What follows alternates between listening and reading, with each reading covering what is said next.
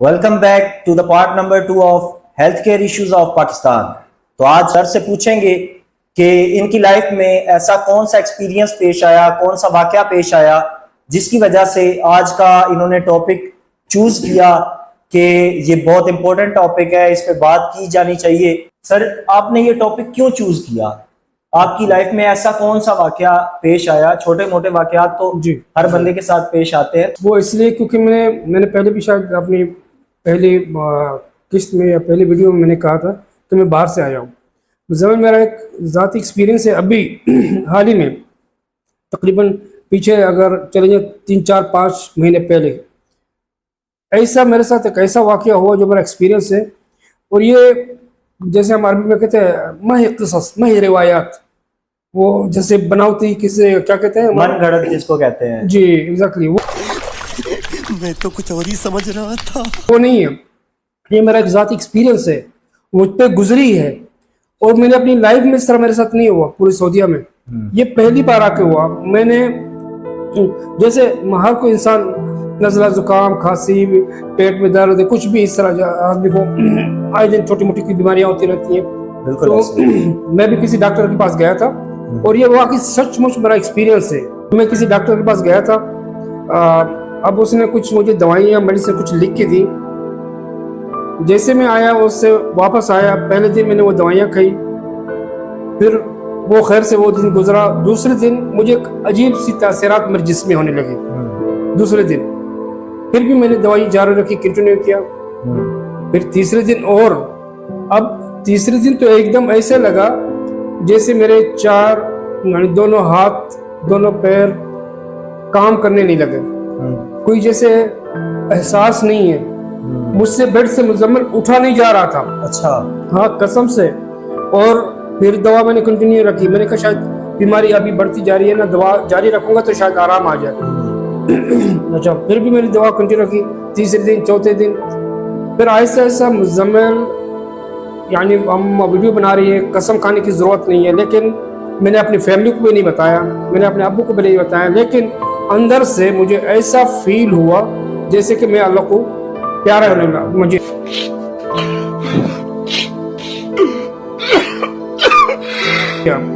और ये मेरे आखिरी दिन है, आखिरी घड़ियां हैं मेरी। बाकायदा मैंने कलमा में पढ़ना शुरू कर दिया। मैंने कहा बस अल्लाह रहम करे। मुझे अंदर से इतना फील हो रहा था कि ये मेरी आखिरी घड़ियां हैं। वो मुझसे बेड से उठा नहीं जा रहा था। नहीं, मतलब मेरी भूख मर गई। जी, आपको ऐसी कौन सी मतलब बीमारी हुई थी जिसकी वजह से इतनी ज्यादा वीकनेस? यही शायद होगा, नज़ला जुकाम हो गया कुछ ऐसा, क्योंकि मैं बोला 5-6-7 महीने पीछे चले जाए। अब एग्जैक्टली मुझे बीमारी याद नहीं, लेकिन मुझे वाकया अच्छी तरह याद है। अच्छा, फिर वो मैंने दवाइयाँ कंटिन्यू करता रहा, उसको खाता रहा। खैर, फिर चौथे 5वें दिन मेरा अब्बू आया, बोला खैर थे तो, यानी तू एकदम बेड ही पकड़ लिया और तुझसे यानी कोई प्रॉब्लम तो है? मैंने कहा अब्बू मैं नहीं जानता, मैंने अंदर में क्या फील कर रहा हूँ मैंने किसी को नहीं बताया, अपने घर वालों को बिल्कुल ही महसूस नहीं होने दिया। लेकिन उनको ये नजर आ रहा है कि बंदे की हालत बहुत ही खराब है। अच्छा। सीरियस कंडीशन में चली गई है थोड़ी सी। अच्छा, फिर अब्बू ने मुझे एक मशवरा दिया, जैसे कि आप दवाइयाँ अपनी मेडिसिन लेके जाए, किसी और डॉक्टर के पास जाके दिखाएं। अच्छा। कि कुछ बेहतर हो जाए। अच्छा, फिर मैं वही दवाइयाँ लेके गया, किसी और डॉक्टर के पास गया। जिस डॉक्टर के पास मैं गया उसको मैंने दवाइयाँ जैसे दिखाई, उसने पहले कहा ये वाली गोली आपको किसने लिख के दी? क्या मतलब इसका? कि ये गोली जो है ना, ये जो आप कह रहे हैं ना, ये तासीरात सिर्फ इसी गोली की वजह से है। नहीं, मतलब जो आपको मेडिसिन उन्होंने दी, उस डॉक्टर ने आपको, उसकी वजह से आपकी ये कंडीशन ये हो गई। जी, क्या आप बता भी नहीं पा रहे थे? बता भी नहीं रहा कि मेरा अंदर से मुझे क्या फील हो रहा है। ये सारा उस मेडिसिन की वजह से। जी, मुझसे अपने बेड से उठ के बैठा भी नहीं जा रहा था। तो आपने मतलब वो जब मेडिसिन चेक करवाई तो डॉक्टर ने कहा कि ये मेडिसिन की वजह से ही हो रहा है? जी। अच्छा, इत्तेफाक से फिर मैंने डॉक्टर से ये कहा कि ये गोली जो है ना, आप मुझे बताएं, मुझे गाइड करें, मुझे रास्ता दिखाएं, मुझे उस डॉक्टर की शिकायत करनी है। मरना तेरे को डर नहीं लगता? मैं कंप्लीट करूंगा। आप मानेंगे डॉक्टर ने आपको क्या हासिल होगा? अच्छा, क्या हासिल होगा, क्या फायदा होगा? कोई नहीं सुनेगा। जी, बाकी सर दर्द अलग अपने सर में पाल लो। बेहतर यही है, इसको फेंको अच्छा। अब मैं जो दवाइयाँ देता हूँ, एक बोतल इंजेक्शन वगैरह वगैरह करके देता हूँ, इंशाल्लाह बेहतर हो जाओगे। फिर उस नई डॉक्टर की नई दवाइयाँ, नई मेडिसिन ली, और यकीन मानो मेरी कंडीशन ऐसा ऐसा अपनी, और 1-2 दिन के अंदर सही हो गई। अच्छा, तो मतलब उस मेडिसिन में ऐसा क्या था आपको वो नहीं पता? मुझे यानी अब मैं खुद डॉक्टर तो नहीं हूँ, लेकिन मैं इतना जरूर जो मुझे फील हुआ कि यानी जैसे वो कुछ हाई लेवल वाली डॉक्टर थी, हाई वाली कोई दवाई थी, हाई डोज होगी जी। वो कुछ यानी उसका जो तासीरात है बहुत ही ज्यादा, जैसे सीधे दिल पे, धड़कन पे इस तरह असर करती है। आपको यानी महसूस अंदर से ऐसे होगा जैसे आपको वो जो मेडिसिन थी आपको मौत के करीब ले जाती है। तो ये अब आप इस बात से अंदाजा लगाएं जी। कि इस चीज को किसकी लापरवाही समझा जाए? डॉक्टर की लापरवाही, जिसको यही नहीं पता कि मैंने अपने मरीज को कौन सी मेडिसिन देनी है। जी अब अपनी तरफ से तो डॉक्टर ने दवाई दी कि ये ठीक हो जाएगा, जी जी लेकिन उल्टा रिएक्शन हो गया। अब इसका कौन जिम्मेदार है? जी। इसका कौन जवाबदार है? यहाँ पे जो छोटी मोटी क्लिनिक होती है ना, मैं आपको यही बताऊं कि भाई मैं चाहता हूँ कुछ लोग यहाँ बाहर जाए, जरा देख के आए।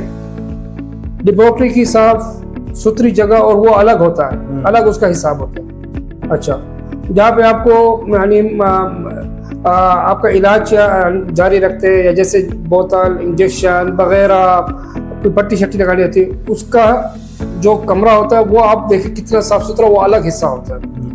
डॉक्टर की जो क्लिनिक होती है वो किस तरह से बनी होती है, उसके पास हर वो छोटी बड़ी मशीनें होती है। ये नहीं कि फौरन आप जैसे आप किसी मसले को लेकर आते हैं, किसी सीरियस कंडीशन में होते हैं, उसी टाइम जो हमने पहले भी पिछले वाली पार्ट में जिक्र किया था कि भाई यानी फौरन उसी टाइम आपका इलाज भी शुरू हो जाता है कंपाउंडर के जरिए वगैरह वगैरह, फिर डॉक्टर आता है या फौरन डॉक्टर के पास चले गए। यही तो बात है कि जब हम जाहिल लोगों से जाके ये चीजें करवाएंगे जिनको नॉलेज नहीं है, तो फिर ऐसी चीजें तो होंगी। जी बिल्कुल तो होंगे। पहली बात तो ये है कि अब इस चीज का क्या हल है कि भाई हर बंदा तो अब बैठा हुआ है, हमें क्या पता कि भाई ये सही भी है, इसको आता भी है कुछ या नहीं आता। बंदा तो अपनी इमरजेंसी को देख के चला जाता है। अच्छा, हमारे पास इतना भी यानी वो हक नहीं रखते कि भाई सामने कंपाउंडर से, डॉक्टर से, जो फार्मेसी में बैठा है, भाई आप कितने पास हैं, आपके पास कौन सी सर्टिफिकेट आता भी है या नहीं आता। भी नहीं है।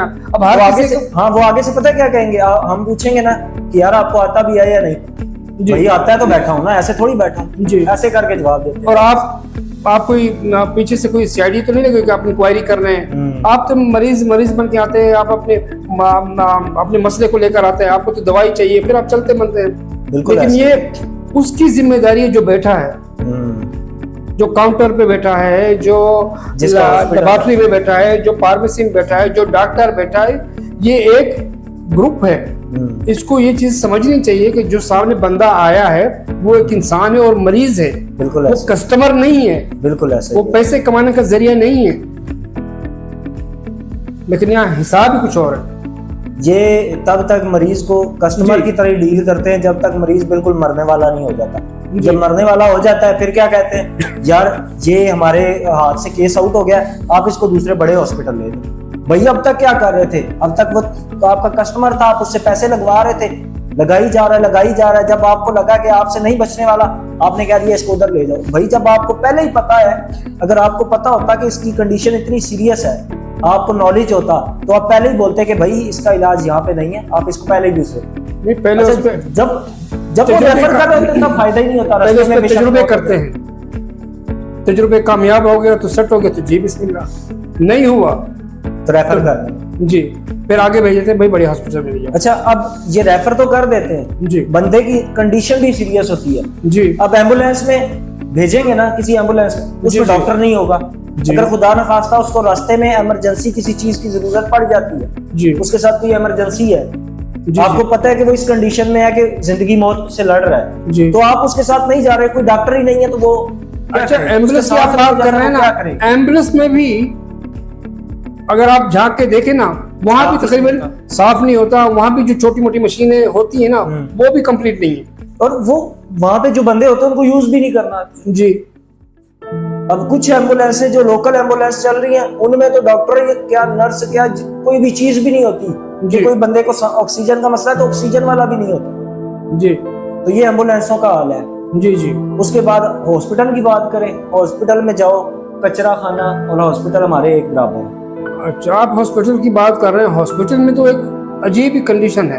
अगर आप जिस सीरियस मसले को लेकर आप आए हैं, जिस कंडीशन में आप हैं, तो वहाँ इमरजेंसी में आप हर यानी मिसाल तो जैसे एक हॉस्पिटल होता है ना, कंप्लीट होता है ना, बिल्कुल अब जैसे आप जाएंगे ना, भाई इसका पेट का मसला है तो ये फलाने वाले गेट से चले जाएं, वहां बैठे हैं। ऐसे ही है। अगर आपको जैसे सर्जन या ऑपरेशन करते थे, अच्छा ये पीछे वाला गेट है ना, गेट नंबर 4 पे चले जाइए, उस तरफ है। आदमी तब तक घूमता रहेगा जब तक अल्लाह ताला ने अगर रहम की तो बचने वाला है, नहीं तो अल्लाह को प्यार हो जाए। जब तक वो डॉक्टर के एग्जैक्टली डॉक्टर के पास जब तक पहुंच जाता है ना, उसकी कंडीशन या उसकी मसला आधे से ऊपर जा चुका होता है। भाई उसी टाइम जिस गेट से मेरा एक सवाल है, मैं गलती से मैं किसी गलत गेट में एंटर हो गया, तो वहां से रास्ता होना चाहिए कि रास्ता क्या, उसी टाइम जो सामने वाला जो बैठा होगा रिसेप्शन पे, भाई इसको बिठाओ, डॉक्टर को कॉल करते हैं, डॉक्टर आ जाए फौरन किसी भी हालत में, इधर ही इमरजेंसी में, उसको कुछ भी वहीं पे। यानी जो भी जी आप ये कह रहे हैं कि डॉक्टर को बुलाया जाए, यहाँ पे तो ये होता है कि भाई पहले फॉर्म फिल करो, पैसे जमा करो, फिर हम इसको चेक भी तब करेंगे जी, यहाँ पे तो ये सिचुएशन है। आप तो कह रहे हैं ना कि डॉक्टर को बुलाया जाए, वो कहते हैं पहले फॉर्म फिल करो, इसकी इतनी फीस लगेगी, ये फीस जमा कराओ, फिर चेकअप होगा जी। ऑपरेशन किसी का इमरजेंसी करना हो, पहले ऑपरेशन के पैसे, अब 10 लाख का ऑपरेशन है, वो बंदा 1 घंटे के अंदर अंदर उसको पता है मैं ना लाया तो मेरा तो बंदा गया जी। अब वो कहाँ से 1 घंटे के अंदर 10 लाख है। मैं वही कह रहा हूँ ना कि अगर 10 लाख के बाद वो तो अलग है, फिर नहीं डॉक्टर के पास भी, अच्छा ये डॉक्टर यहाँ नहीं, ये गेट नंबर 4 पे, ये गेट नंबर 2 पे है, ये गेट नंबर 3 पे है, ये इस प्लाजे में भी नहीं है, वो दूसरे प्लाजे में है। अब मरीज सीरियस में अगर अपने उसके साथ अगर कोई बंदा हो तो अच्छी बात है, अगर नहीं है तो वो अलग टेंशन है। वो इसीलिए कहते हैं ना कि हर एक जगह जो है जी, वो जी। ज्यादा मुकर्रर होनी चाहिए जी कि भाई एक बंदा इस गेट से एंटर हो गया, इसको बताओ इधर से जाओ, सीधा उधर जाए, उस वार्ड में जाए। अब वो वार्ड, अच्छा जो हमारे वार्ड है जी इसमें मैं आपको बताता हूँ, उसमें एक वार्ड में 10 बंदे लेटाए होंगे एक ही कमरे के अंदर, जी, और एक कमरे, किसी को खांसी होगी, किसी को कोई और ये बीमारी होगी, बहुत किसी को बड़ी गलत बात है। किसी को कोई और बीमारी होगी, और सबको एक साथ लेटाया हुआ है, जी। सबके जरासीम एक दूसरे में मिक्स हो रहे हैं, सब जब निकलते हैं एक ही कमरे में आप हवा सांस वो सब कहते ले हैं रहे ना, हैं। आता जब मरीज है वो एक बीमारी लेके आता है, जब हॉस्पिटल से जाता है 10-12 10 बीमारियां बीमारी लगी होती हैं। जी क्यों लगी होती है? क्योंकि भाई साथ वालों की भी तो बीमारियां आनी है। जी। तो इस चीज का क्या हाल है? बस अब यही कहेंगे कि भाई अल्लाह ताला रहम करे, लेकिन ये वो मसला है ना, इंसान की जिंदगी के साथ खिलवाड़ जैसा खिलवाड़ किया जाता है, बिल्कुल जी। ऐसे ही है। और ये बहुत ही जबकि ये अगर देखा जाए ना इस चीज को इंसानियत के तौर तरीके से, यानी अगर आदमी दिल से समझे, एक किसी का इलाज करना, किसी के साथ जिंदगी बचाना, ये बहुत बड़ा सवाब का काम है। सवाब का बिल्कुल ऐसे ही जी। है। और आप इसी नजरिए से अगर आप उसे देखें ना तो आपको एहसास भी होगा। बिल्कुल ऐसे ही है। अच्छा आज आप एहसास कहाँ से आए? जब पैसे को ही हमने सिर्फ देखा। आप सामने वाले बंदे को कस्टमर समझ रहे हैं, लेकिन बिल्कुल ये मत ऐसे। भूलना आज उसकी बारी है, कल को आपकी भी बारी हो सकती आपके घर वालों की भी बारी हो है। बिल्कुल सकती है। ऐसे ही है। आज उस पे गुजरी है, कल आप पे भी गुजरेगी। बिल्कुल ऐसे ही है। जी। तो अगर समझे तो बिल्कुल ऐसे ही है, समझना पड़ेगा। जी अगर ये चीज आप अपने माइंड में बिठा लेना कि यार आज इसकी बारी है, कल को हो सकता है कि मेरी बारी हो, जी तो मेरा नहीं ख्याल कि कोई इस तरह की हरकतें करेगा। जी। बाकी ये है कि इस चीज का आप लोगों की नजर में कोई हल है तो आप कमेंट सेक्शन में बता सकते हैं, जी। ठीक है। या आप लोगों के साथ कोई इस तरह का वाकया पेश आया वो भी आप बता सकते हैं, उसकी वीडियो वगैरह बना के आप हमारी जीमेल पे भी शेयर कर सकते हैं। जी। तो ताकि हम लोगों तक ये चीज पहुंचाते रहें कि इस हमारे पाकिस्तान में हमारे जो माहौल है इसमें कैसी कैसी चीजें हो रही हैं, क्या क्या हो रहा है। हम लोगों के सामने है हर चीज, लेकिन इग्नोर हो रही हैं। तो जिनके साथ उसी इग्नोर होने वाली चीज की वजह से बड़े इश्यूज हुए हैं वो शेयर कर सकते हैं, ताकि अगले बंदे को पता चले कि ये एक छोटी सी बात समझ के जिसको हम इग्नोर करते हैं वो असल में बड़ी बात है, ठीक है। तो अगर आप लोगों के पास कोई इस चीज का हल है तो वो बताओ, नहीं तो आप लोग भी सवाल उठाओ, ठीक है। इसी तरह के हम मसाइल को लाते रहेंगे, आपके सामने लाते रहेंगे, ताकि आप लोगों को पता चले कि जो जो चीज हम इग्नोर करते हैं वो इग्नोर करने वाली चीज नहीं है। तो आपने हमारे चैनल को जल्दी से सब्सक्राइब कर देना है और बेल आइकन प्रेस करना है, और वीडियो को लाजमी शेयर करें ताकि हमारी बात से, आपके शेयर करने से किसी ना किसी का फायदा हो जाए, कोई ना कोई कहीं ना कहीं बात पहुंच जाए, किसी ना किसी को ख्याल आ जाए। तो मिलते हैं अगली वीडियो में। अल्लाह हाफिज। अल्लाह हाफिज।